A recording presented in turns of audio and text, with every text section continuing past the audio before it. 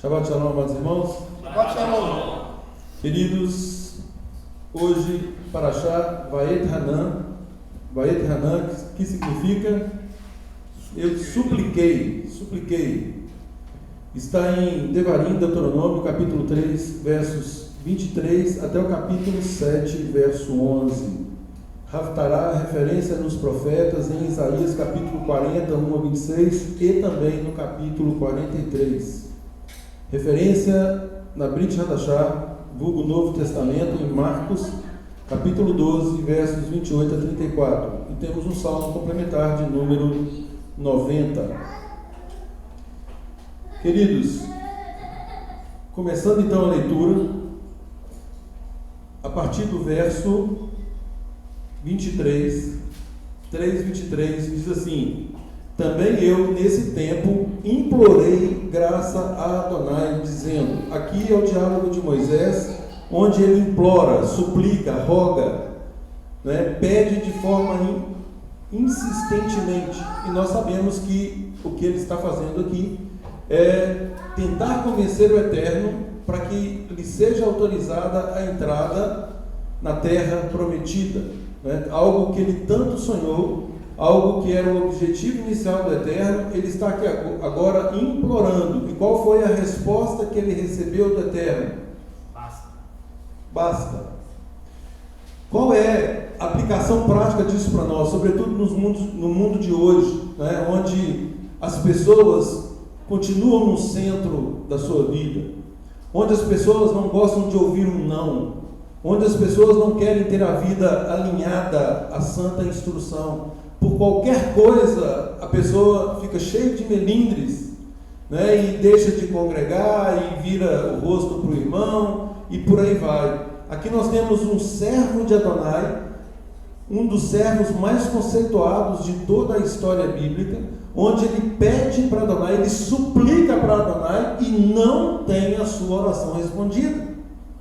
Isso significa que Adonai o abandonou? Não. Significa apenas que aquilo que Adonai diz, ele cumpre com aquilo que ele diz. Significa que uma disciplina devidamente aplicada, ela surte efeito para o mundo vindouro. Muito mais do que aqui, o Eterno, na visão futurística, é óbvio que todos nós estamos sendo moldados neste mundo para herdarmos a vida eterna. Não faria nenhum sentido, a vida aqui ela é tão fugaz, tão rápida, que não faria sentido se nós nos debruçássemos nas instruções para que tudo isso tivesse um efeito apenas aqui. Agora, é óbvio que nós temos que introduzir esses conceitos e essas práticas aqui e agora, moldando cada detalhe. Nós precisamos de nos adequar para que a nossa emuná, que significa fidelidade aos preceitos do Eterno, seja vista aos olhos dele como uma emuná de comprometimento. Alguém que efetivamente fez uma aliança com ele, porque nós não precisamos de ter dúvida da aliança dele conosco, com o seu povo. Mas o Eterno espera um relacionamento, uma reciprocidade de relacionamento. Então, o que estamos fazendo efetivamente para que esse relacionamento seja bilateral? Para que não seja algo de que eu oro ao Eterno, o Eterno me atende como se ele fosse um ser que está ali só para fazer aquilo que seja da minha vontade. Sendo que nós fomos ensinados, agora moldados tanto pela Torá, que foi dada por Moshe, por Moisés, quanto por Yeshua, e ambos enfatizaram a questão da obediência plena.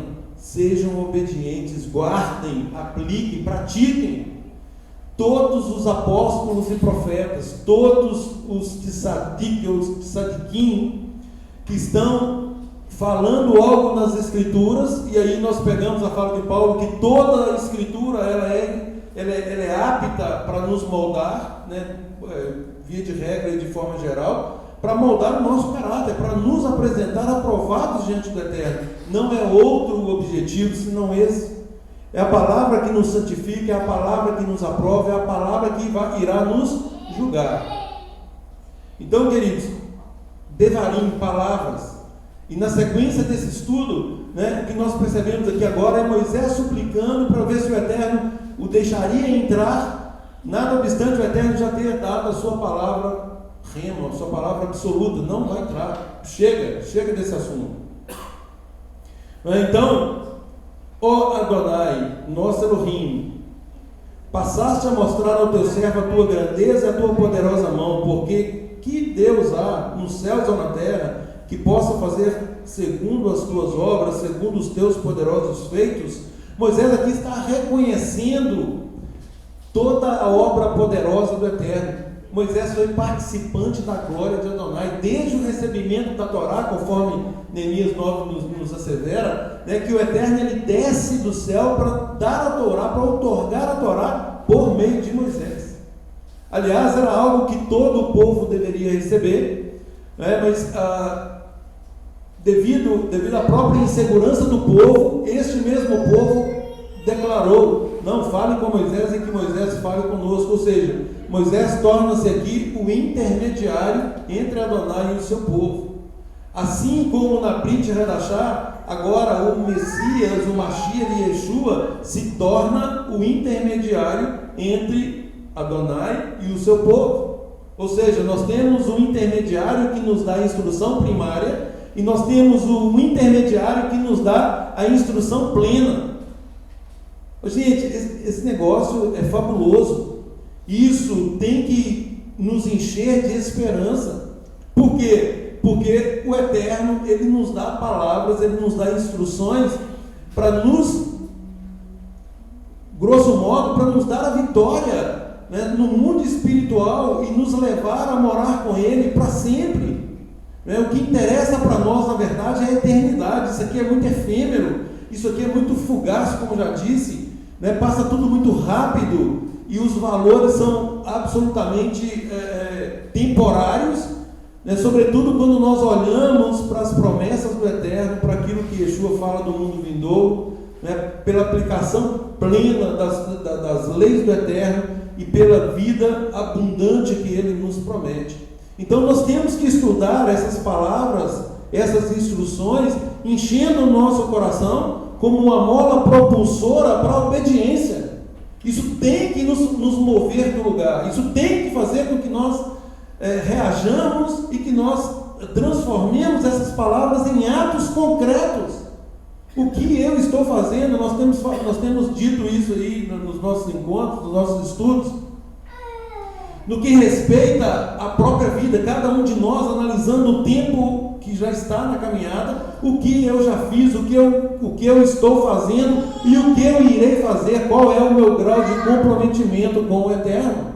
Não se trata de um comprometimento humano, mais uma vez eu enfatizo, trata-se de um relacionamento intenso, de um relacionamento de qualidade com o Todo-Poderoso, com o Altíssimo, com o Criador dos céus e da terra, aquele que nos fez a imagem e semelhança dele. Essa é a nossa identidade, queridos. Se nós não reconhecermos que nós fomos feitos à imagem e semelhança dele, que nós fomos feitos para agirmos de forma diferente dos demais, não no sentido de no sentido de discriminar alguém, mas no sentido de ser luz, de poder fazer algo pelo outro, né? E o que está acontecendo, infelizmente, muitas vezes, é exatamente o contrário. Nós estamos sendo contaminados, né? Vem alguém de fora e quer impor regras, quer impor comportamentos contrários à Torá, porque eu não gosto disso. Por favor, né? Por favor. Aqui é para quem quer alinhar na vida. Se quiser alinhar na vida, nós vamos juntos, de mãos dadas, vamos alinhar, vamos relar, é relacionamento. Né? A palavra fala que o amigo afia o amigo, o irmão é irmão. Para afiar tem que relacionar, tem que aparar arestas, tem que acabar com mimimi. Né? Não tem espaço para essas coisas no reino de Deus. E Moisés aqui forjou um povo, né? Forjou um povo para que esse povo fosse modelo para as outras nações. Qual é o sentido de Israel ser elevado ao status de nação sacerdotal, de luz para as nações? Qual que é a razão disso? Um de cada vez. Primeiro que foi escolhida, né? Porque foi pelo mérito, Não, mais do que isso. Testemunhar a lei, testemunhar uma vida de Deus, a vontade de Adonai. A resposta, gente, é muito simples. A resposta é muito simples. Adonai molda um povo e fala assim: olha, vocês serão luz para as nações. O que é luz para as nações? Para que as outras nações venham e se juntem a Israel. O objetivo de Adonai é que, por meio de Israel, toda a terra fosse bendita, fosse enxertada, né? Venivrehu, mais uma vez, né? Em Abraão serão Venivrehu, enxertadas todas as famílias da terra. Ou seja, a razão pela qual o Eterno escolhe a Israel, conforme já dito, não é por mérito de Israel, é porque ele tinha que começar por alguém. Tinha que começar por alguém. E como ele achou uma pessoa, inicialmente, disposta a ordenar-se: primeiro, Senhor, estou aqui para fazer a tua vontade, ao ponto de sacrificar o próprio filho. Ah, mas Abraão não sacrificou Isaac? Sim, sacrificou. No coração dele, ele sacrificou, está registrado lá em Hebreus 11. No coração de Abraão, Abraão pensou: se eu vou sacrificar, porque o Eterno é poderoso para ressuscitá-lo dentre os mortos. Afinal de contas, o Eterno me fez uma promessa que por meio da minha descendência seriam enxertadas todas as famílias na terra. Então eu estou aqui para fazer a vontade de Adonai. Ou seja, Abraão ali também tipificando o sacrifício de Yeshua no que toca a dependência, no que toca a obediência às ordens recebidas. Senhor, mas essa ordem ela é muito cruel. Como que o Senhor pode me pedir o meu filho? Quero nem saber. O Eterno pediu, eu farei. Eu farei. E o relacionamento, aí, gente, a qualidade do relacionamento que ele tinha com Adonai, ao ponto de não haver dúvidas. Não se trata de um pedido inventado, de um pedido criado, conforme a gente ouve por aí. Adonai, o Eterno me falou, Deus me falou isso, isso e isso. Totalmente fora de contexto, totalmente fora de propósito. Isso não tem nenhuma possibilidade. Nós estávamos ali no início de uma obra, no início de um pacto, onde as duas partes envolvidas eram absolutamente comprometidas com o propósito definido pelo próprio Eterno. Abraão, sai da tua terra, da tua parentela e vaza. Ele simplesmente obedeceu.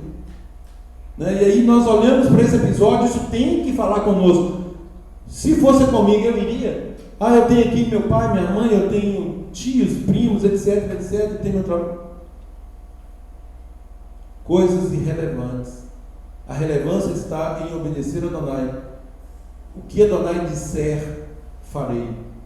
Esse foi o compromisso do nosso povo. Esse foi o compromisso. E Moisés agora, nessa porção, vai Hanã, diante dessa súplica, agora, para que ele dê mais esperança para o nosso povo, e agora servindo de modelo para nós, porque como o Rabino Shaul nos diz, Paulo, toda a Escritura, ela é apta para nos ensinar, para nos corrigir, para nos conduzir num caminho de justiça. Tudo que foi escrito para o nosso ensino foi escrito a fim de que pela paciência e pela consolação das Escrituras nós tenhamos esperança. Maior esperança que eu li nessa paraxá, nessa porção,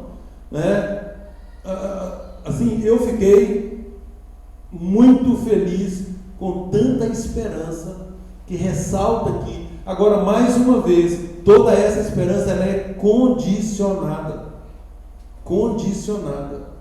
à nossa obediência, ao nosso sim. Isso aqui, gente, é um contrato de casamento, onde uma parte já disse sim e ele espera o nosso sim.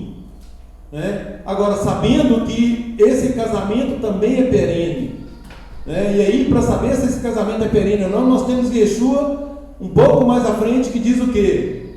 Olha, qual o construtor que vai construir uma torre, uma grande construção, e não calcula se tem os recursos? O reino de Deus, gente, o reino de Deus requer análise, o reino de Deus requer renúncia, sobretudo por causa desse mundo de caos que estamos vivendo, onde todos os valores já estão invertidos. Não estão se invertendo, não, todos já se deturparam. Pega aqui a lista de mandamentos, todos são praticados de forma avessa. Todos.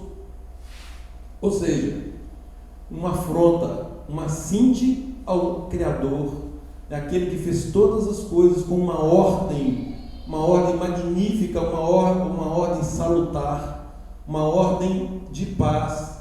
E aí agora vem um mundo rebelde, que não quer saber dessas instruções, né? E antes, ao contrário, quer deturpar essas instruções. Se ele falou A, nós vamos fazer X. Se ele falou B, nós vamos fazer Z. E por aí vai. Ou seja, vamos afrontar, porque, afinal de contas, esses valores, eles são limitantes. É assim que esse mundo tem produzido conteúdo. E aqui nós temos sãs palavras, sãs doutrinas, né? Gente, é riqueza demais, e nós precisamos nos aperceber disso, né? Nós precisamos, como dizem aí, né? nós precisamos nos apossar disso, temos que nos apossar de mente e de coração, fazendo essa adequação no nosso comportamento, né? Eu mentalizo, eu aprendo e guardo isso aqui no meu coração. Uma vez que eu guardei, Davi fala sobre isso: Eterno, eu guardei a tua palavra no meu coração para não transgredi-la. Esse é o objetivo: internalizar e produzir resultado. Todos nós, queridos, não se iludam, todos nós valemos pelo que produzimos. No mundo espiritual não é diferente. Não tem esse negócio, a pessoa vale pelo que ela é, sim, claro, mas um servo de Deus, ele é uma pessoa proativa, ele é produtivo. É incongruente um servo de Adonai se pautar pela improdução, que não tem resultado, um ser que estagnado. Isso não faz nenhum sentido. Por quê? Porque a palavra, como já disse, ela é uma mola que nos impulsiona, né? Ela causa ali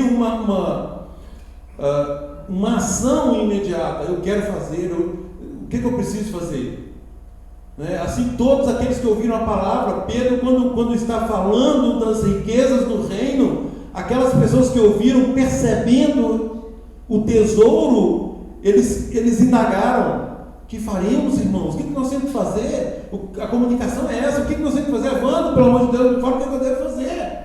Maxwell, querido, nós precisamos fazer isso e isso. Afinal de contas, senão nós não herdaremos o mundo vindouro. Não, vamos fazer. O que nós temos que fazer? E aí Pedro dá a fórmula: arrependei-vos.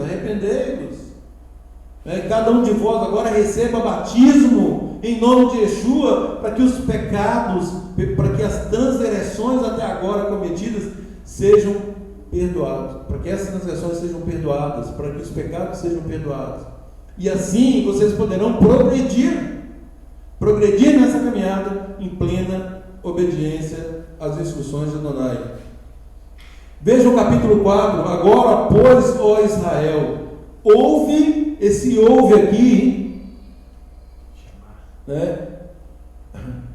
Mais uma vez, né? Mais uma vez. Agora, pois, ó Israel, ouve os estatutos que eu vos ensino. Para quê? O que está escrito aí? Para os cumpridos, para que vivais e entreis. Tome água para que você se descendente, para que você não fique com sede. Ouça as minhas instruções para quê? Vivais. Para a vida, para vocês cumprirem, né? Para que vocês cumpram e assim vocês vivam. Ou seja, quem não cumpre, não vive. Tem muita gente vegetando, gente, muita gente vegetando.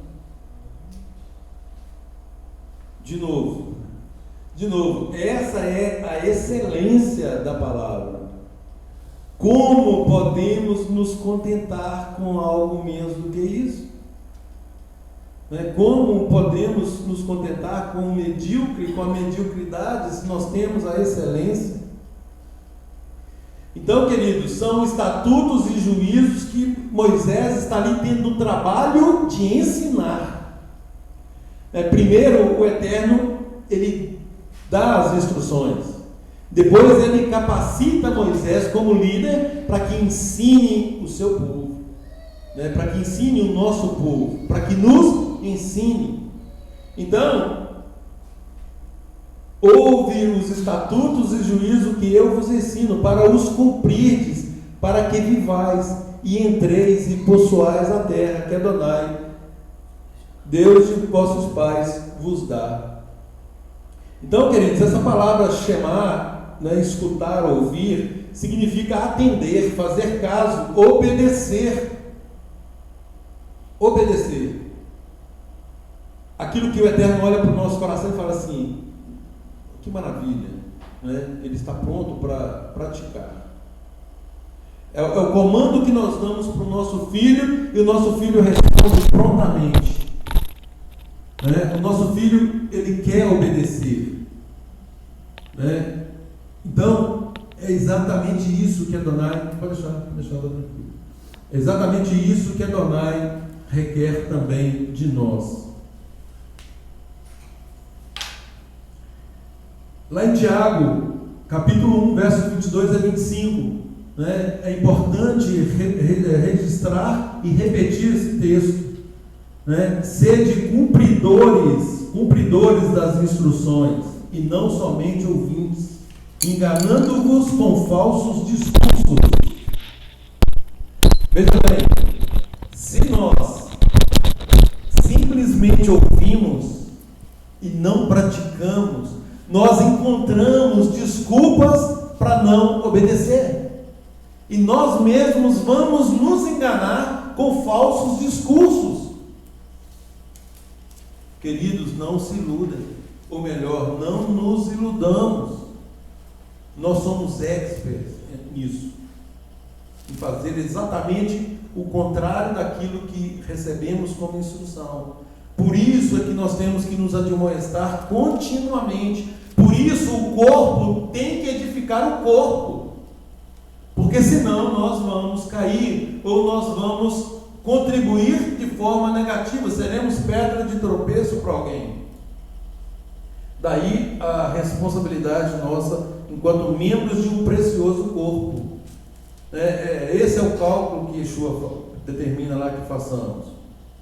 Então, sede cumpridores da palavra e não somente ouvintes, enganando-vos com falsos discursos, porque se alguém é ouvinte da palavra e não cumpridor, é semelhante a um homem que contempla no espelho o seu próprio rosto, né? Porque ele está ali se contemplando a si mesmo, e logo ele sai dali e ele se esquece da sua imagem. Aquele, porém, que atenta bem para a lei perfeita. Olha o que a Torá é, gente. É uma lei perfeita. É uma lei da liberdade. Por que ela é da liberdade? Porque ela nos ensina exatamente o que nós devemos fazer. É o contrário do que o mundo nos apregoa. Eu devo fazer aquilo que eu quero fazer. Não. A liberdade está em fazer aquilo que Adonai quer que façamos. Por quê? Porque a vontade dele é boa, perfeita e agradável. Só a vontade dele é que é capaz de produzir em nós a verdadeira felicidade, a verdadeira vida, a verdadeira verdade.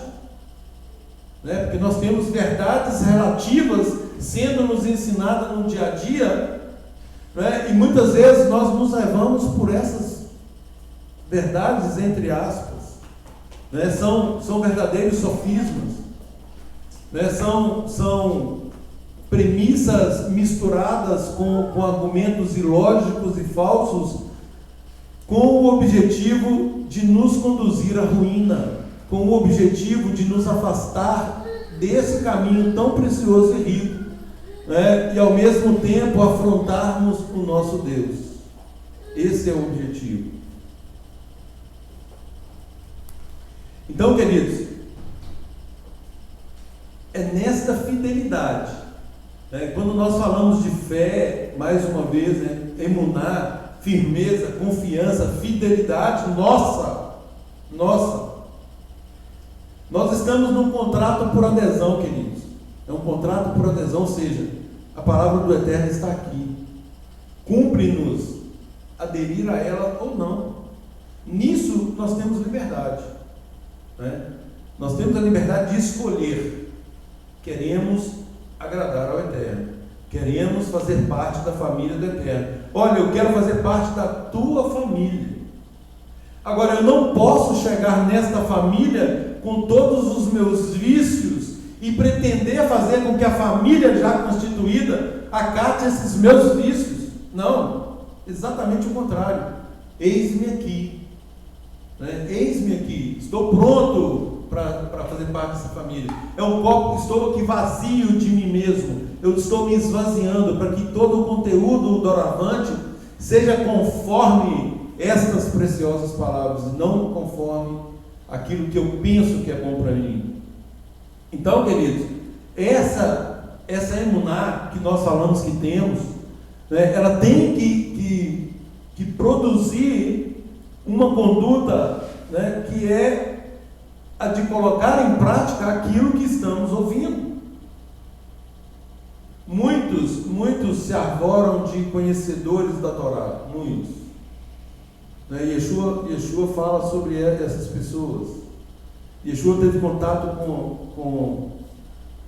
com altos mestres da Torá, pessoas que conheciam a Torá em minúcias,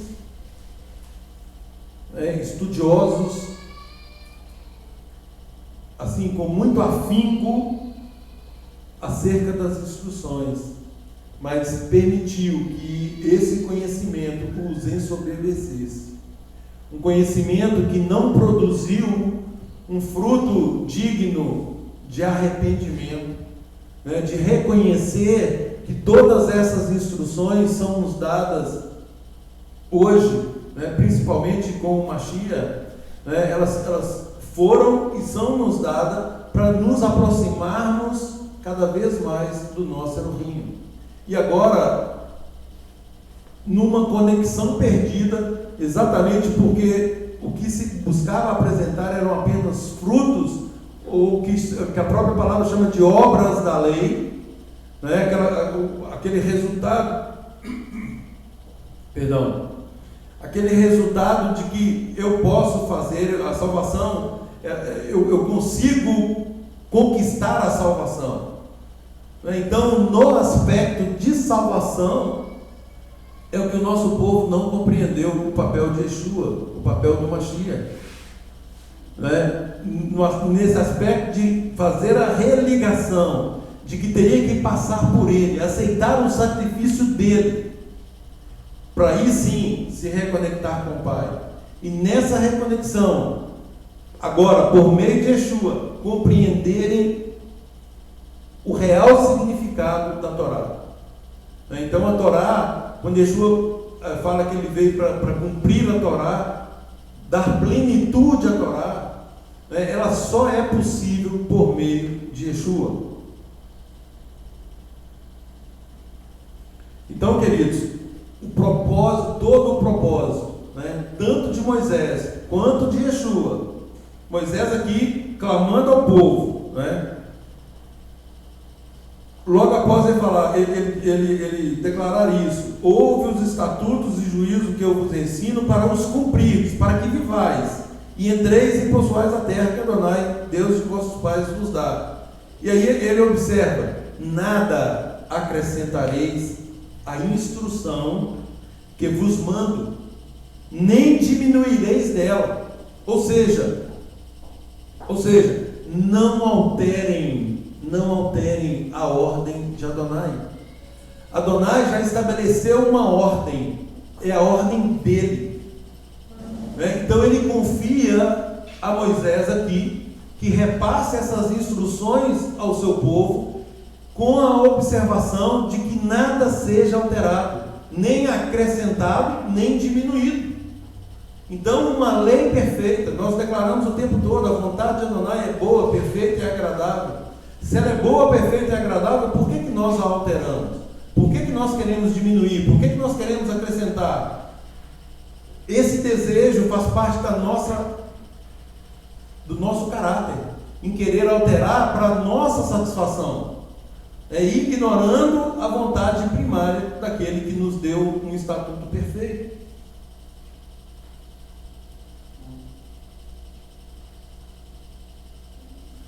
no versículo 40, Deuteronômio 40, no capítulo 4:40, 5:33 e 6:2, a ênfase em guardar, mais uma vez, diz assim: e guardarás os seus estatutos e os seus mandamentos que te ordeno hoje, para que bem te vá a ti e a teus filhos depois de ti.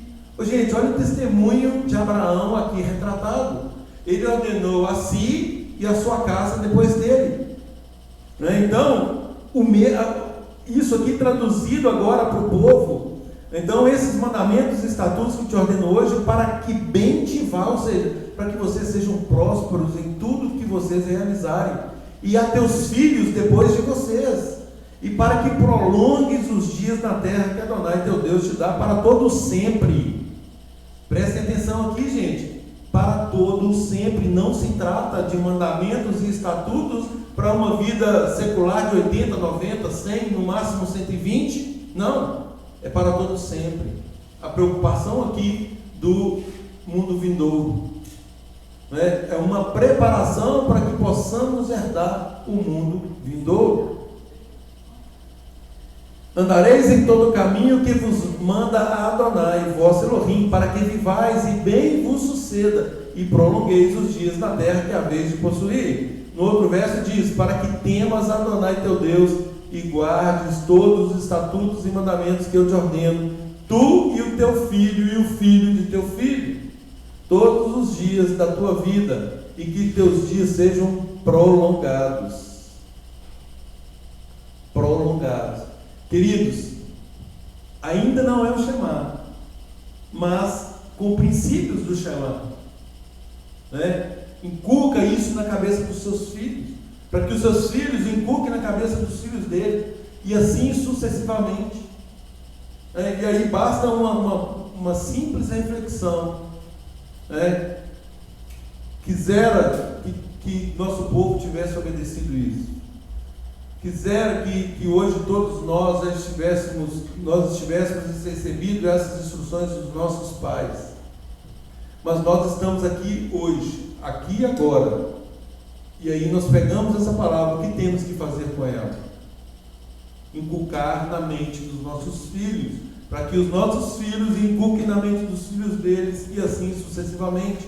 Se não é possível corrigir o passado, nós temos uma oportunidade agora de corrigirmos o presente com uma esperança de futuro. Então, mais uma vez, é um comando propulsor, um comando de ação, um comando de semeadura. Percebam, queridos, que não é um comando para ficarmos inertes, não é um comando para recebermos instruções. Nossa, eu estou cheio de Deus, estou cheio da palavra de Adonai, que delícia que é. E aí volta para casa e não faz absolutamente nada com essa palavra, e aí espera o próximo encontro, espera a próxima vez que vai receber outra porção, porque não foi capaz efetivamente de cuidar dessa semente. E a Haftará fala da parábola do semeador, exatamente porque são os tipos de solo e os tipos de comportamentos. O que estamos fazendo com essas palavras? Gente, isso vale para qualquer coisa da nossa vida. Se nós recebermos instruções no nosso trabalho e não praticarmos, o que os superiores dirão? Então, você está tentando lá tirar sua carteira de habilitação. Se você não receber as instruções daquele que está ali no sentido de fazer com que você seja aprovado, você não receberá essa carta. Você não receberá essa carta. Então, queridos, instruções nos são dadas para que sejam obedecidas, e prontamente obedecidas, no caso da palavra de Adonai. Deuteronômio 32, 46 fala assim: aplicai o vosso coração a todas essas palavras que hoje testifico entre vós, para que recomendais a vossos filhos o tempo todo, queridos, o tempo todo. Nós temos aqui uma missão, e nós não podemos afrouxar, nós não podemos nos acomodar. Nós temos uma missão, nós estamos numa missão, e às vezes nós estamos acomodados, como eu disse agora há pouco.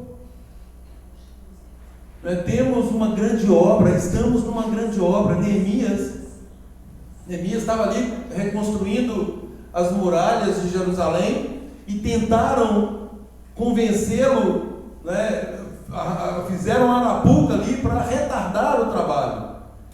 E ele, percebendo a artimanha, ele disse: estou fazendo uma grande obra.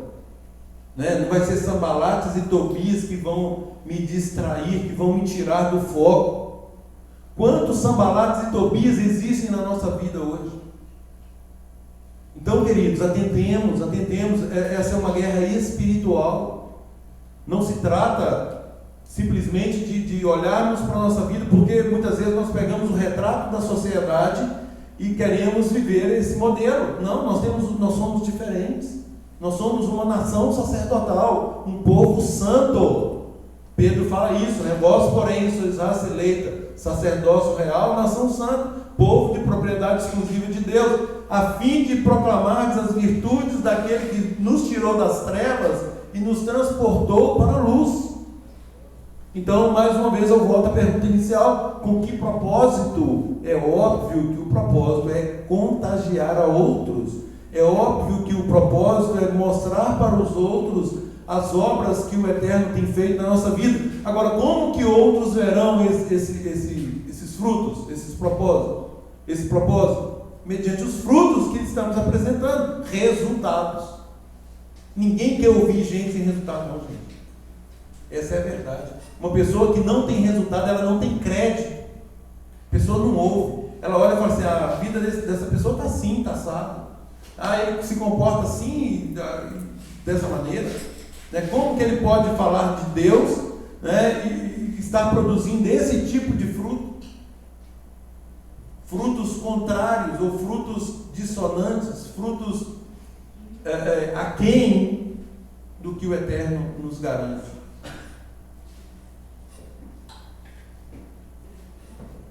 Como eu disse, nós somos medidos, por todos, sem exceção, pelos resultados que apresentamos.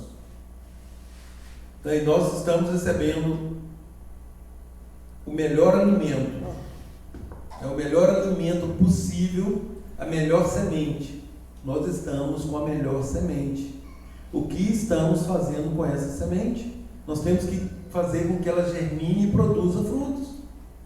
E temos que ser e estar propensos para que esses resultados, que nós apresentemos esses resultados na nossa vida com a maior brevidade possível, brevidade e eficiência, conjugando-se as duas coisas.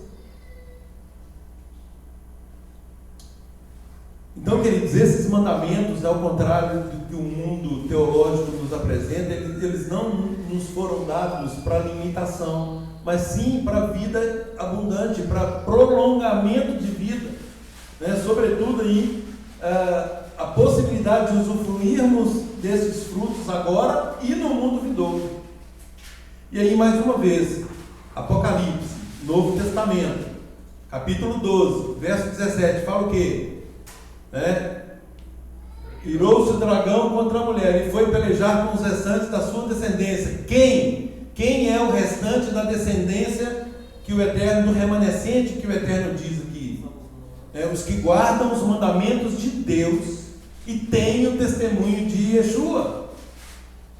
As duas coisas juntas, uma coisa e outra, não é uma coisa ou outra. E isso repete Apocalipse 14, verso 12. Aqui está a perseverança dos santos. Qual é a perseverança daqueles que foram separados? Os que guardam os mandamentos de Adonai e têm o testemunho de Yeshua. As duas coisas novamente. Então, Torá e testemunho. Isaías 8:20 fala: sela a Torá, a lei, no coração dos meus discípulos. A lei é o testemunho. Se não falarem dessa forma, jamais verão a alva. Ou seja, jamais terão vida plena, jamais verão a luz. Isaías 8:20, a lei e o testemunho. Apocalipse 12:17, 14:12, a lei e o testemunho, os mandamentos e o testemunho de Yeshua. Romanos 8, versos 6 e 7 diz assim: a inclinação da carne é morte, mas a inclinação do espírito é vida e paz. Então, queridos, o ser humano que deseja libertação da lei, da Torá, né, ele morre. Exatamente o contrário do que você pregou. Né? Acabei de ler o texto de Tiago, onde fala que a Torá é a lei da liberdade. É essa lei que nos dá. Por quê? Porque ela nos protege. Então é ela que nos dá liberdade, e não o contrário. A lei, ela não é limitante, ela é protetora. Se nós andarmos de acordo com as instruções do Eterno, só assim nós teremos prolongamento de dias, só assim nós teremos vida com qualidade. É o que Yeshua fala: eu vim para que tenham vida e vida em abundância. Quando ele diz, não penseis que vim revogar a lei ou os profetas, gente, isso significa o quê? Yeshua dizendo, eu não vim para revogar. Por que vocês estão dizendo que eu revoguei? Eu não vim para revogar. Muito pelo contrário, eu vim para cumprir. Aí muitos dizem, mas ele cumpriu. Sim, cumpriu parcialmente. Só que aí ele diz o quê? Até que os céus e a terra passem, nem um Yud ou um Kodes, ou seja, a menor letra da Torá, o menor traço, né? Enquanto houver céu e houver terra, nada se passará até que tudo seja cumprido. Tudo já foi cumprido? Claro que não, claro que não. Ele ainda voltará, ele ainda instituirá o reino milenar. E em Isaías e vários outros profetas falam que a lei que estará vigente no reino milenar é exatamente a Torá. Paulo diz, aqueles que sem lei pecaram, sem lei perecerão. Não quer saber de lei? Beleza, vão perecer sem ela. Agora, aqueles que viveram sob a lei, pela lei serão julgados. Claro, é a lei da liberdade, essa lei que vai nos julgar, né? É o padrão de julgamento. No mundo secular é assim, está lá o Código Penal, não matarás, né? Aliás, matar alguém, né? O texto legal é matar alguém, pena, homicídio simples, 6 a 20 anos.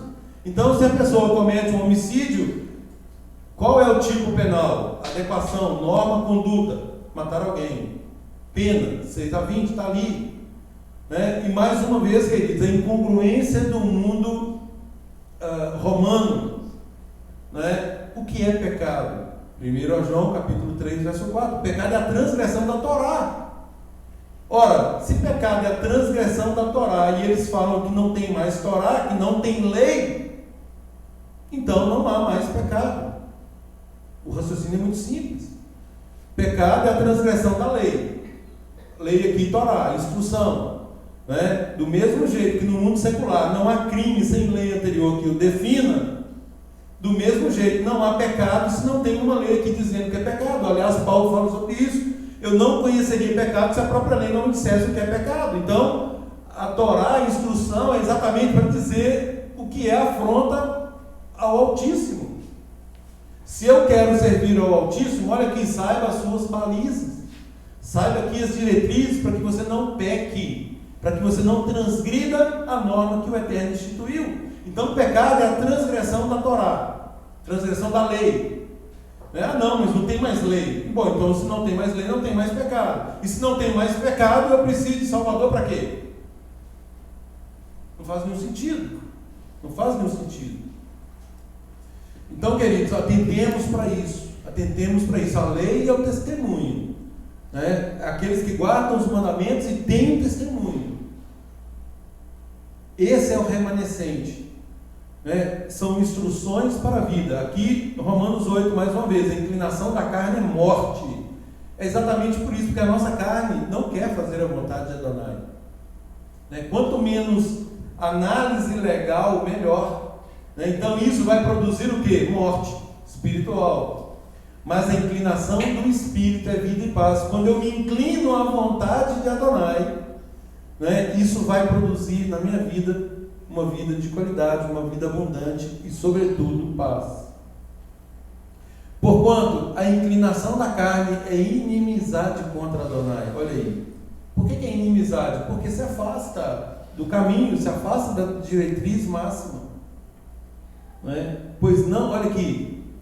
a inclinação da carne é inimizade contra Adonai, pois não se sujeita à lei dele. A carne não quer se sujeitar à lei, né? A carne diz que é limitante, né? Mas aí Paulo fala que se nós morrermos para a carne, né, nós viveremos. Aí sim nós vamos descobrir qual é a verdadeira vida, qual é a vida abundante que o Eterno tem para nós.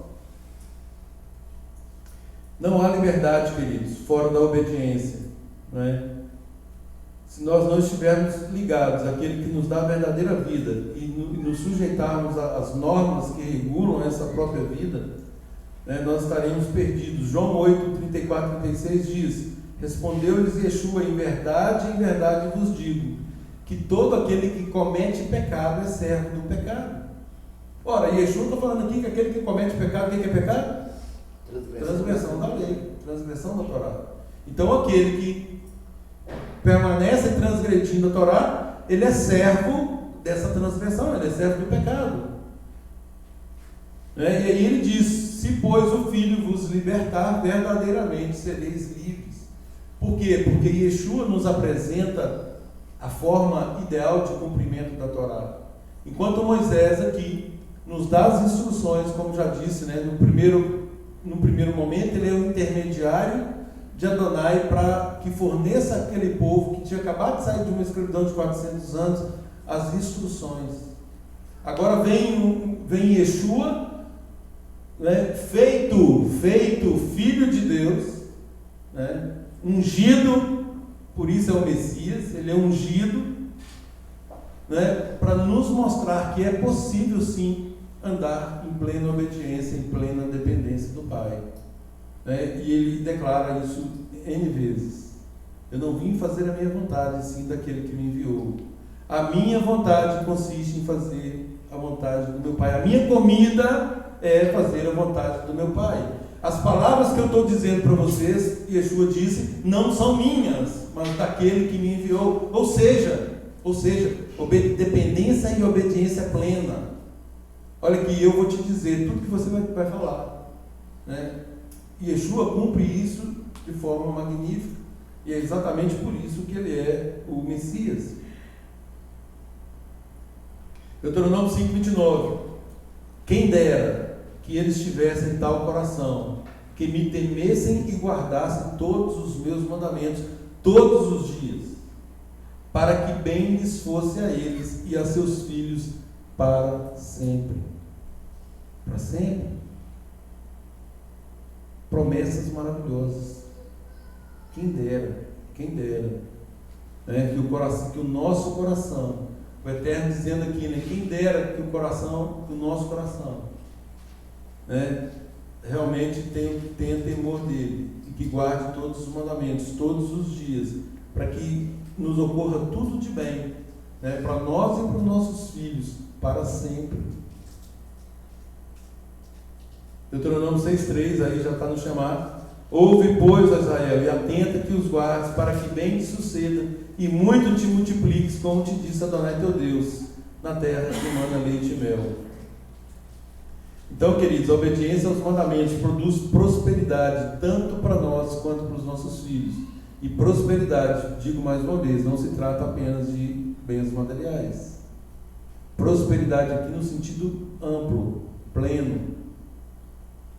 Então, se nós temos o desejo de prosperar na vida, né, devemos sim andar em dependência e obediência aos mandamentos de Adonai.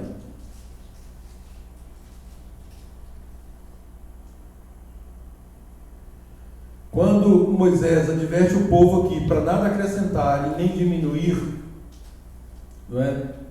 Isso aqui, queridos, essa é uma baliza máxima. Do mesmo jeito, né, que o chamar Shema Israel, Adonai Eloheinu, Adonai Echad. Ouve Israel, Adonai é o nosso Deus, Adonai é único. Da mesma forma, isso significa o quê? Isso é um padrão, isso é um alicerce imodificável. Ninguém que olha uma direção direta de Adonai pode pretender modificar, né, acrescentando ou diminuindo. significa o quê? Significa que todos após a Torá, né, começando ali por Josué até Malaquias, fechando ali o Taná, o que se chama aí de Velho Testamento, todos obedeceram a essas diretrizes. Ninguém, absolutamente ninguém, escreveu nada, profetizou nada contrário a essas instruções.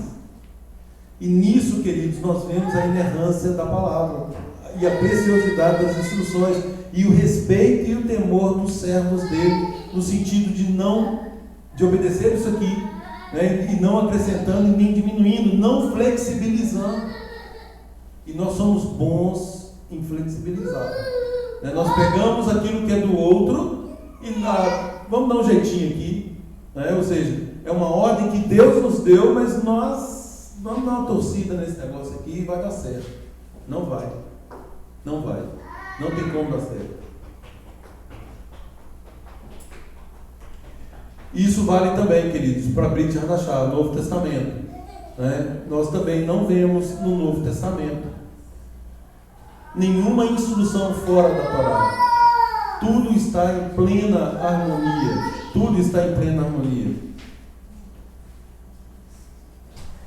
Isso mostrando o quê? Que nunca deixou de ter vigência essas instruções, né? Tudo que foi ordenado para cumprir tem que ser obedecido, sem acréscimo, sem diminuição. Quer fazer uma observação? Pois não. Ele chama muita atenção nessa paraxá, a advertência para nós tomarmos cuidado quando estivermos prósperos, quando estivermos gordos, né? Com tantas bênçãos. Em Deuteronômio 6 ele fala: quando vocês estiverem lá na terra, com as casas cheias de todo tipo de bens, com muita água, poços que vocês não cavaram, vinhas, oliveiras, e vocês tiverem comido e se fartado, então cuidem de não se esquecer de Adonai, que os tirou da terra do Egito, onde vocês viveram como escravos. Temam a Adonai seu Deus, sirvam e jurem só pelo seu nome. E aí vai falando, guarde com diligência. Aí fala, né, se vocês fizerem, vocês serão abençoados. Eu achei interessante o comentário que foi feito desse princípio.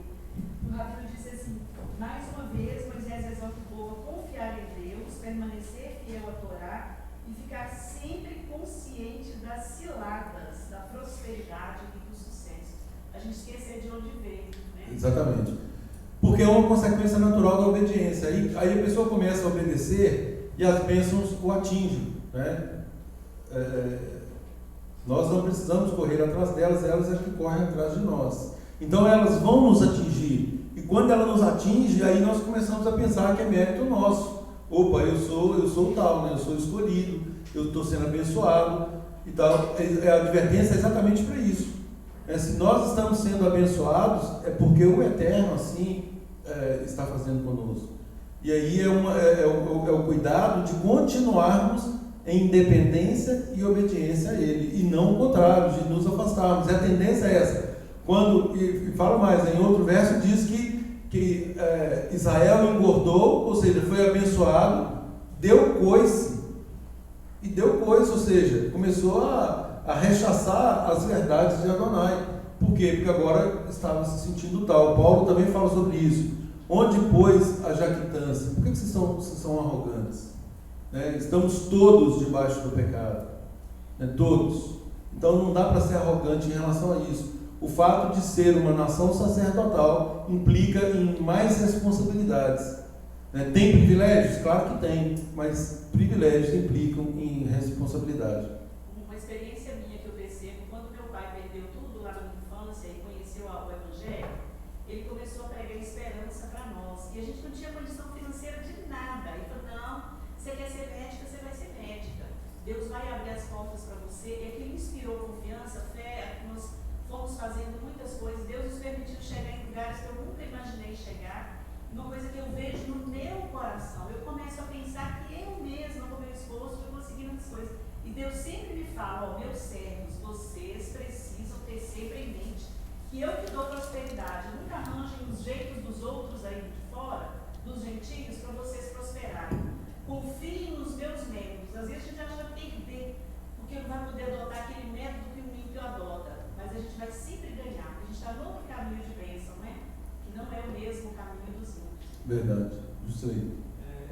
O que eu percebi aqui? Adonai, ele escolheu a nação de Israel para ser a nação sacerdotal, né? Então ele deu as instruções, portanto, guardem o que? Os mandamentos, sigam-nos. Então todos os povos os considerarão possuidores de sabedoria e entendimento.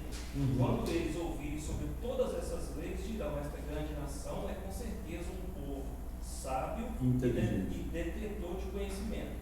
Então, o que a gente percebe? A religião ela sobrepôs aos mandamentos de Adonai. Sim. De forma que as nações, quando olham para Israel, ela vê só uma religião judaica. Então, assim, ela tem dificuldade de entender que esses mandamentos são um modelo de sucesso, de vida plena, de comunhão com Adonai, de santidade. Então, as nações têm que olhar para Israel. Exatamente. E se aproximar. Tem que olhar para nós. O que está acontecendo que está atrapalhando das pessoas não verem esta bênção? O que falta? Por exemplo, os judeus são julgados de não terem Yeshua. Isso impede. Sim. Eles não têm Yeshua. Então, fecha os olhos para eles. Eles não servem para nós. Eles não terem Yeshua. Então, mas nós temos Yeshua e agora fazemos a restauração da questão dos mandamentos. E aí? E se a nação de Israel hoje tivesse os olhos abertos para Yeshua, clamasse e se arrependesse: nós negamos o nosso Messias, ora vem, Senhor, Baruch Haba Beshem Adonai, o que isso aconteceria nos dias atuais? Eu creio que Yeshua voltaria. Não, a profecia é exatamente essa, né? Então, esse tempo que Adonai está concedendo às nações, a gente tem a certeza está na longanimidade de Adonai. E há um plano em cima disso. Claro, a longanimidade é exatamente essa, né? Porque Adonai não quer que ninguém se perca, mas que todos cheguem ao arrependimento. Então, longanimidade é aquilo que eu falei, esticar até não mais poder. É como se fosse um elástico, você vai esticando até não tenha mais como esticar. Essa é a longanimidade, mas vai chegar um ponto que ele vai se soltar. Então, isso vai acontecer. E nesse momento é o momento que Yeshua volta. Esse é o momento que Yeshua volta. Queridos, é exatamente isso. Interessante que na Torá fala assim: farei surgir um profeta no meio de teus irmãos como tu. Né? Quem é esse profeta? Yeshua, claro. Né? Yeshua não vem para instituir uma nova religião. Né? Ele não poderia, ele não seria considerado o Messias diante dessas balizas, diante desse alicerce. Ele não seria considerado o Messias. Até agora, por exemplo, o nosso povo jamais o reconheceria como Messias se ele fosse transgressor da Torá. Né? Como que uma alicerce tão firme, né, seria aí sobrepujado por alguém que viesse alegando vir em nome de Adonai? Não faz sentido. Então agora, é lógico que o que aconteceu foi uma deturpação da obra de Yeshua. Como? Os próprios romanos, que se apossaram da religião e criaram aqui uma religião paralela, em detrimento do judaísmo. Yeshua é judeu, viveu como judeu, cumpriu todos os rituais judaicos, e voltará como judeu, voltará na mesma condição para o povo judeu. Ele mesmo diz: eu não vim senão as ovelhas perdidas da casa de Israel. Então, inicialmente, o papel fundamental dele era reunir as ovelhas perdidas da casa de Israel. Depois que isso, cumprir esse propósito, aí sim veio a ordem. Agora vão, façam discípulos. Não é para pregar à torta e à direita, é fazer discípulo. Fazer discípulo não é fácil. Fazer discípulo ordenando-os a guardar tudo aquilo que tem ordenado. Ou seja, é fazer discípulo com um propósito, com um objetivo, ensinando a guardar tudo que ordenou. Queridos, Malaquias é o último livro da Taná. Malaquias é o último livro da Taná. E é interessante que entre Malaquias e a Brit Hadashah tem uma lacuna aí de centenas de anos. É o período aí de escuridão, período de silêncio. Foi? Eles falam 400 anos, eles falam 400 anos. Centenas de anos. Então, Sim, mas fala a verdade. Eles permaneceram no... Isso, na escravidão. 400 anos em silêncio. Mas olha a última palavra proferida por Malaquias.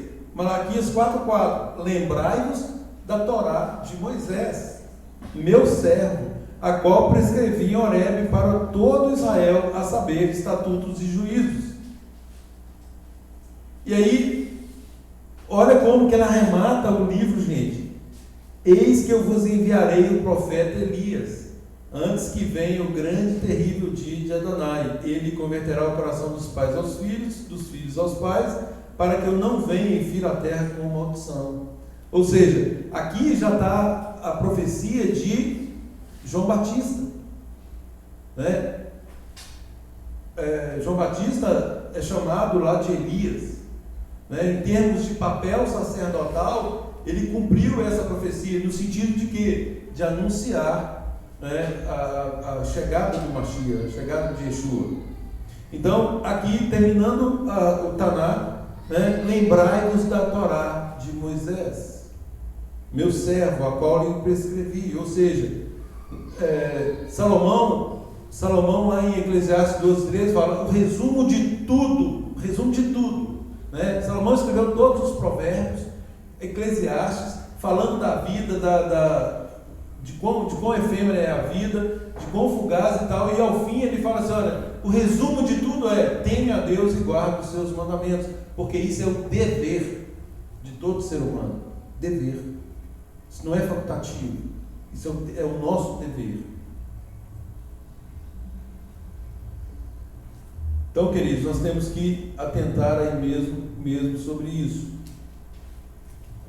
Lá em Atos 3:23, então, enquanto lá em Deuteronômio fala que o Eterno enviaria um profeta dentre o povo, e Yeshua é do povo, né, semelhante a Moisés, que lhe diria tudo o que deveria ser feito. E aí acrescenta: será que qualquer que não ouvir as palavras, as minhas palavras, que ele falar em meu nome, eu o requererei dele? Olha a responsabilidade disso. Em Atos 3:23, e acontecerá que toda alma que não escutar esse profeta será exterminada dentre o povo.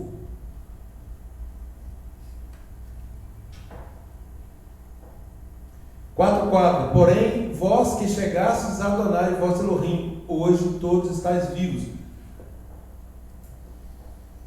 Nesse momento, foi logo após os 40 anos que eles tiveram que peregrinar. Nesses 40 anos aconteceu o quê?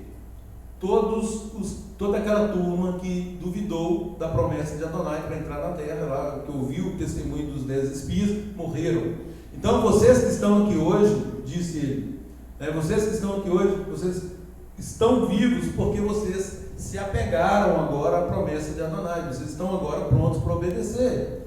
E esses achegastes vem do hebraico davé, que significa apegar-se, associar-se, no sentido de comprometimento. Agora esse é o casamento, esse é o sim que nós damos para o Eterno. Estamos nos comprometendo a andar em plena obediência a Ele. Salmo 95. Hoje, se ouvirdes a sua voz, não endureçais o coração. Hebreus 3:12 e 13. Vede, irmãos, que nunca haja em qualquer um de vós um coração mau e infiel. Infiel a quê? O que é infiel? O que é infidelidade aqui? As instruções do Eterno, claro. Para se apartar do Deus vivo. Antes exortai-vos uns aos outros todos os dias, durante o tempo que se chama hoje, para que nenhum de vós se endureça pelo engano do pecado. Então, o pecado traz endurecimento. E pecado é o quê? Transgressão da lei. 4:5 e 4:14. Vedes aqui que vos tenho ensinado estatutos e juízos, como me mandou, como me ordenou Adonai meu Deus, para que assim façais no meio da terra, a qual ides a herdar. Também Adonai me ordenou ao mesmo tempo que vos ensinasse estatutos e juízos, para que os praticasse na terra para a qual vocês irão possuir. O verso que o Josley leu aí, 4:6. Guardai-vos, pois, e fazei-os, porque esta será a vossa sabedoria e o vosso entendimento perante os olhos dos povos, que ouvirão todos esses estatutos e dirão: gente, faz sentido isso? Olha aqui, vocês têm que guardar, para quê? Para que a vossa sabedoria e o vosso entendimento estejam perante os olhos dos outros povos, que vão ouvir esses mandamentos e ensinamentos. Ora, se não for para ouvir esses ensinamentos, mandamentos, qual que é o sentido? Qual que é o de Jesus, né? Esses são esses. Os povos que ouvirão todos os estatutos e dirão: só este grande povo é gente sábia e inteligente. Então, queridos, a melhor forma de chegar às demais nações é com essa mensagem do reino, né, que Yeshua também apregou. É a mesma mensagem, nunca mudou, nunca mudou. Então, o cumprir os mandamentos, a obediência a Adonai é a forma, né, que nós vamos impactar as nações. E aí, queridos, o método mais eficaz que nos determina o chamar é inculcar na mente dos nossos filhos. Começa pela nossa casa.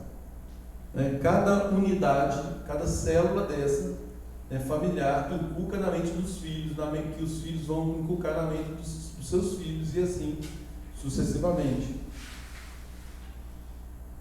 Adilson, versículo 8 do capítulo 4 também é muito interessante. Ele fala, né, que grande nação há que tenha estatutos e juízos tão justos como toda esta Torá que eu hoje vos proponho. Toda a Torá. Olha aí, as nações reconhecerão que Israel é uma grande nação, o povo de Deus é grande.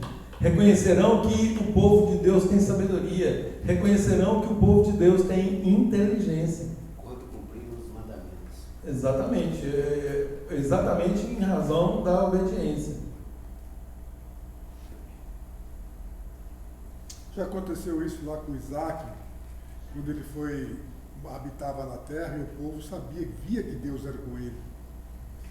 Sem dúvida. Salmo 119, 160 diz, gente: a tua Torá, a tua instrução é a verdade, desde o princípio, e cada um dos teus juízos dura para sempre. Como que pega um texto que fala que dura para sempre e ao mesmo tempo ele é temporário? Salomão também fala isso, né? Eclesiastes 3,14. Isso. Sei que tudo quanto Deus faz durará eternamente, nada se lhe pode acrescentar e nada tirar, e isto o Eterno faz para que os homens temam diante dele. Romanos 7,12: assim a Torá, a lei é santa e o mandamento santo, justo e bom. Tocante ao homem interior, tem o prazer na lei de Adonai. Exatamente. Transgredir o mandamento e ainda justificar que tem Yeshua, culpar ele, isso é uma coisa que a gente ouve aí que não tem pé nem cabeça, né? Exatamente. 4,13, querido: então vos anunciou ele o seu concerto, que vos prescreveu os 10 mandamentos, e os escreveu em 2 tábuas de pedra. Na verdade, não são 10 mandamentos, né? São as 10 palavras, Aseret HaDevarim ou Aseret HaDibrot. Inclusive, Maimônides e outros aí falam que tem muito mais do que 10 mandamentos, né? O desdobramento deles ali. Condensou-se em 10 mandamentos, mas são as 10 palavras, exatamente o que está lá em Êxodo 20.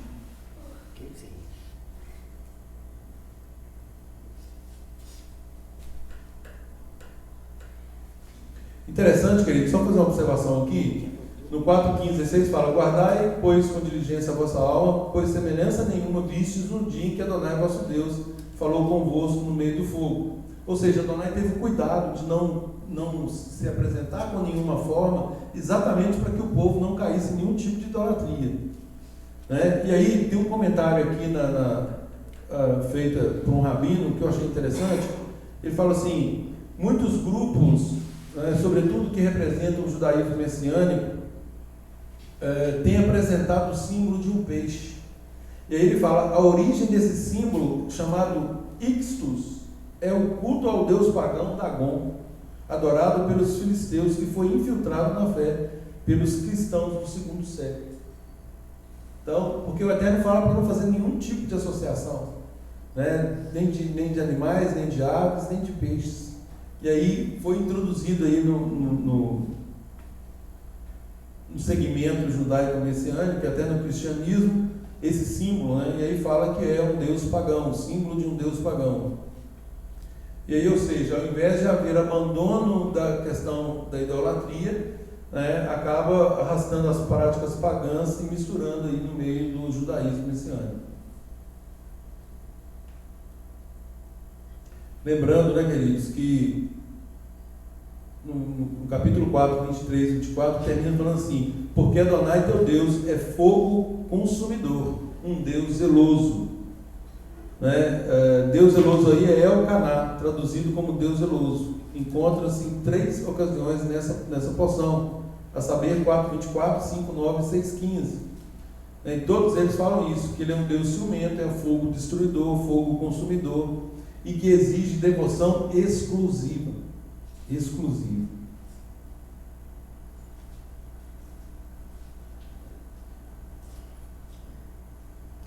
Querido, eu estou adiantando aqui porque tem muito detalhe, essa porção é muito rica, né? Mas o tempo aí, a exiguidade não permite estender muito. Fato é, queridos, que o pacto feito com Abraão, assim como nós começamos a falar, né, ele continua vigente para todos os descendentes. Em Abraão, Venivrehu, serão enxertadas todas as famílias da terra.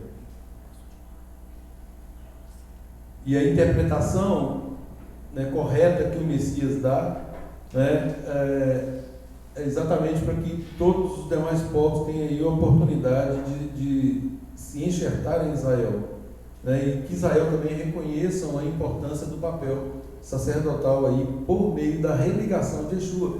E aliás, lá em Efésios fala muito isso, né? Vós antes éreis gentios, então vocês já não são mais gentios. Vocês que estavam alheios à aliança das promessas, sem os patriarcas, sem Deus, agora vocês foram aproximados, agora vocês são parte da família de Israel, ou seja, estão enxertados. Não há falar mais que são gentios, né? Não são mais gentios.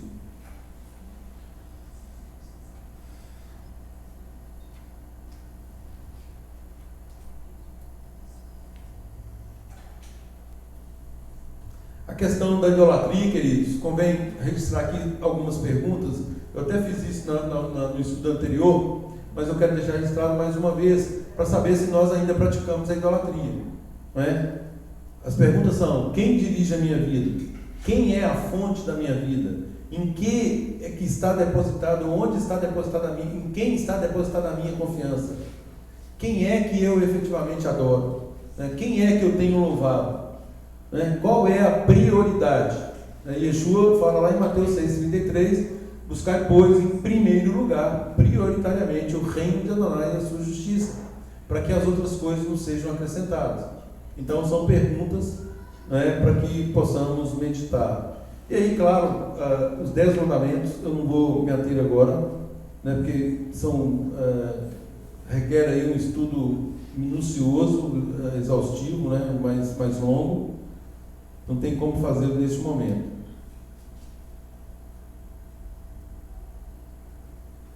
Só com relação ao Shabat, gente, uma observação, no sentido de lembrar e guardar, que foi aqui agora, primeiro o Eterno manda lembrar, e agora ele manda também guardar. Lembrar aquilo que eu falei, ouvir ou lembrar da palavra do Eterno e não praticar, significa que não valeu de nada. Então agora houve aqui um adendo, no sentido de praticar mesmo, lembrar e guardar. É fazer do dia do Shabat um dia realmente especial em relação aos demais dias da semana. E aí vem cada família, ele vai fazer esse dia especial, sobretudo aí para ensinar os filhos, para que eles tenham prazer nesse dia e que eles possam também ensinar aos seus filhos. Interessante, já viu que Adonai, ele ordenou que a gente guardasse, então não tem opção. Opção. Exatamente. Exatamente.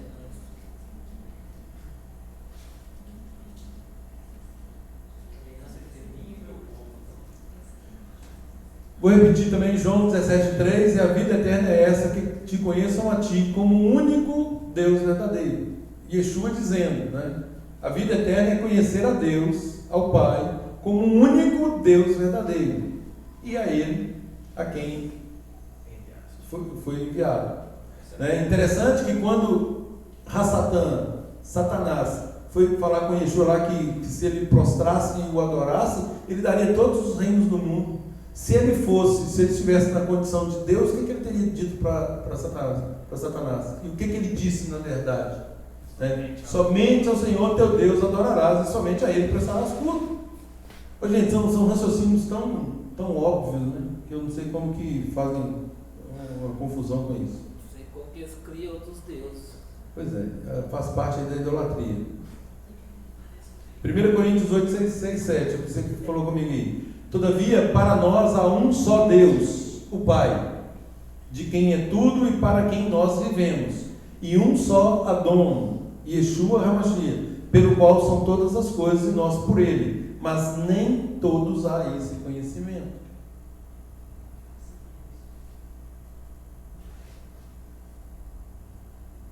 Queridos, quando fala que nós devemos amar a Deus com todas as nossas forças, a palavra hebraica aqui é meoderra. Nós cantamos, isso está no chamar, meoderra, que significa não força apenas, mas também com todas as suas posses. Ou seja, amar a Deus da forma mais ampla possível, com todos os meios, com todas as nossas capacidades. Esse é o verdadeiro amor. Então, e essas palavras que hoje te ordeno estarão para sempre no seu coração, para sempre, né? Então também não faz sentido. E a questão do coração é a responsabilidade nossa, né? De cada um, cunhar essa palavra no nosso coração. Põe depois essas minhas palavras no vosso coração e na vossa alma, atai-as por sinal na vossa mão, para que estejam por frontal entre os olhos.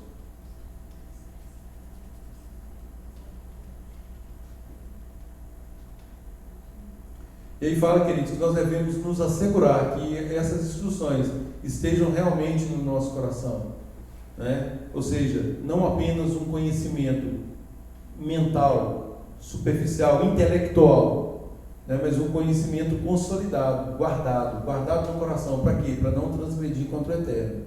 Então asseguremos de que ela esteja guardada no nosso coração, para que nós tomemos as melhores decisões.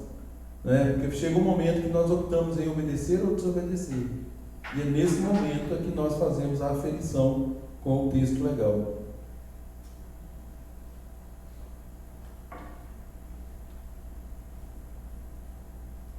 Eu finalizo, queridos, tem muito texto ainda, né, mas o tempo realmente é exíguo.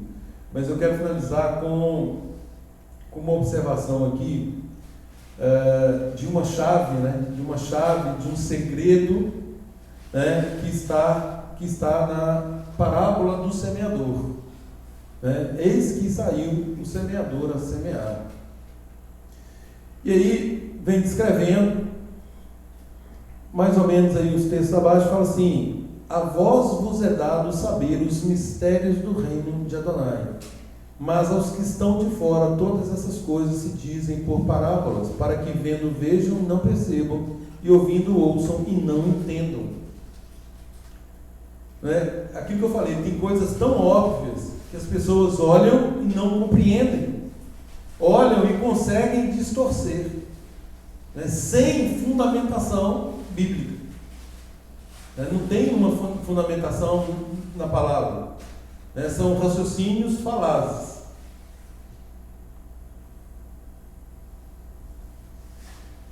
Qual que é o grande segredo? O que o semeador semeia? Semente. Uma semente. Qual é a semente? Palavra. A palavra. O que é a palavra? As instruções, a Torá. Então essa é a palavra. Aqueles que têm ouvido para ouvir, ouça. E aí no verso 20 fala: os que recebem essa semente, né, em boa terra são os que ouvem essa palavra, a recebem e produzem frutos. É aquilo que eu falei anteriormente, né? Quem efetivamente recebe, quem compreende, produz fruto. Não tem como não produzir. Não tem como. Vão produzir a 30, 60 e outro a 100 por um. Então, queridos, dentre os solos, né, tem aqueles do caminho que tem uma dureza no coração e a semente não consegue sequer penetrar. Esses são os do caminho. Produzem aí tradições, comportamentos, copiam comportamentos, mas não tem aí uma predisposição em fazer a vontade de Deus. Na verdade, tem um coração muito duro. Os das pedras, né, os dos pedregais, têm uma atitude capaz de receber, mas no fundo também, né, não estão dispostos a mudar a sua forma de ser. Ou seja, não querem adequação entre vida e norma. Não muda o caráter, na verdade. Exatamente, é isso aí. Não querem. Essa parte eu quero que continue intocável. Né? Não quero que mude, não quero que mexa nisso. Então, esses são os dos pedregais. Aí tem dos espinhos, é o que ouvem a palavra, mas estão encantados aí pelas coisas do mundo, né? Buscam mais os prazeres aí em detrimento do próprio reino. E aí acabam não tendo tanto interesse assim em dar prosseguimento ao estudo, né, e no aprendizado aí da palavra. E por fim tem os da boa terra, são os que ouvem, aceitam sem reservas, ou seja, de forma incondicional. Esses são os da boa terra, né? Espero que sejamos nós, né? Deixando aí que a Torá, que a palavra realmente penetre no nosso coração e que a nossa vida seja de fato ajustada conforme esses padrões. E aí, queridos, o Eterno promete um galardão, né, pela nossa fidelidade em relação a isso. Que o Eterno nos abençoe, que Ele nos capacite, que Ele nos livre, né, de não permitirmos a frutificação dessa preciosa semente, né, e que possamos aí com isso dar bom testemunho por onde passarmos. Shabbat Shalom a todos. Shabbat Shalom.